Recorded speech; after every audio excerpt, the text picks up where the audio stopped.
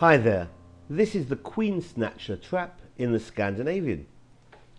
After e4, d5, e takes on d5, queen takes on d5, knight c3 hits the queen, and we've looked at traps where the queen goes back home to d8. Very often nowadays we see the fashionable queen d6 retreat, or the old queen a5 line.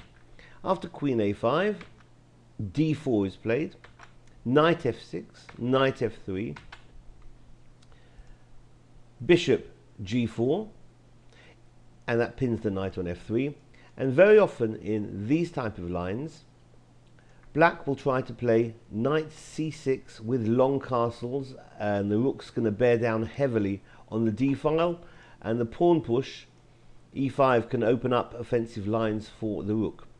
In more quieter lines of the Scandinavian, black will often play the move c6, which takes control of b5 and d5, two important squares, but also, and very often more importantly, it allows the queen to drop back and tuck herself into the c7 square.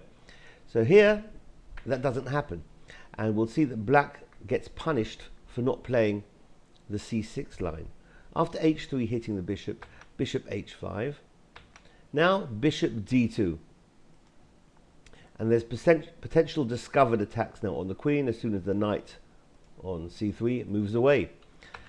After e6, allowing the bishop out, now g4 hitting the black bishop, bishop g6, and now knight e5 is preparing the trap, the Queen Snatcher trap in the Scandinavian. Because after knight c6, here white plays knight b5. Now the queen is targeted by the bishop on d2. Also, the knight is stating her intentions of taking the pawn on c7 in some lines. If black were to interpose on the b4 square with either the knight or the bishop, then white would do well with either c3 or a3 respectively, depending on what minor piece black puts on b4.